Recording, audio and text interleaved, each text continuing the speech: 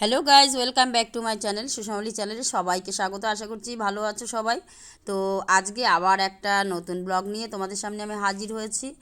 তো এটা বুঝতেই পারছো, এটাও কিন্তু একটা বিয়ে বাড়ির। তো এটা হচ্ছে দেওরের বিয়ে।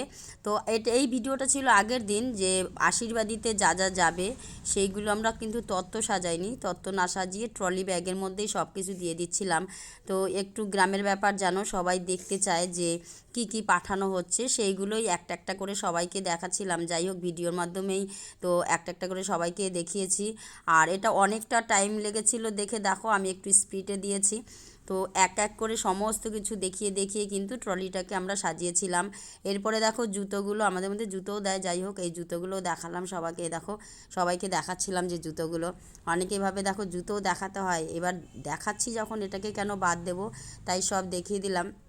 আর সব দেখানোর পরে এই শাড়িটা ছিল বাসি বিয়ের শাড়ি, মানে রিসিপশনের বেনারসিটা আলাদা ছিল।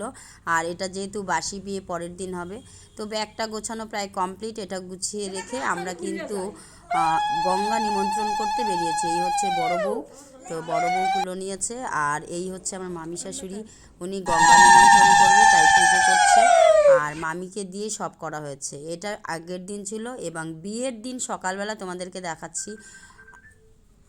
ভোরবেলা অধিবাসে আমি যাইনি, যার জন্য কিন্তু অধিবাসের কোনো ভিডিও তোমাদেরকে দেখাতে পারিনি। এটা ছিল আমাদের বৃদ্ধি বলে বা নান্দিমুখ যেটাই বলো সেটা। আর বৃদ্ধির ধান বানা হচ্ছিল, বড় বউ করছিল, আর আমরা সবাই মিলে জোগাড় করে দিচ্ছি।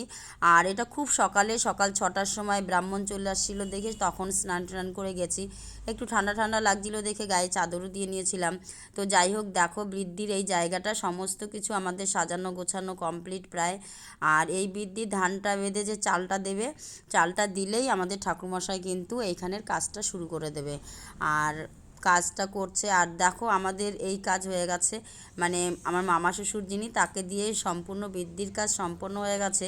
ভিডিও করতে ভুলে গেছিলাম। যাই হোক, এখন দেওরকে এনে বসিয়েছে।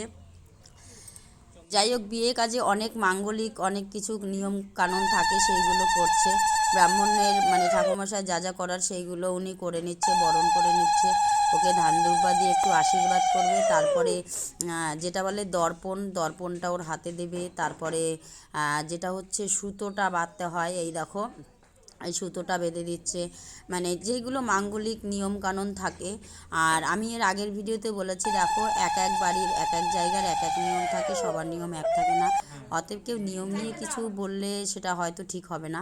আর এটা বোধহয় অনেকের মধ্যে আছে যে গোবর দিয়ে ঘরের মধ্যে, মানে গেটে যেই ঘরে নতুন বউ আসে কড়ি বসানো হয়।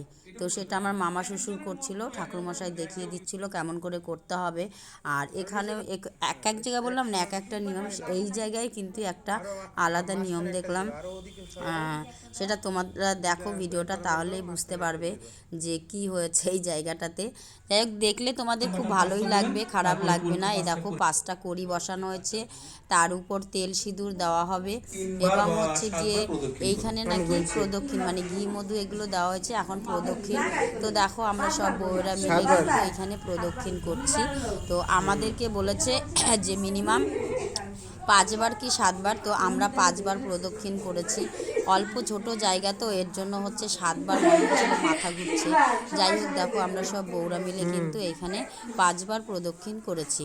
5বার প্রদক্ষিণ করার পরে তারপরে কিন্তু আমরা বাইরে গেছি।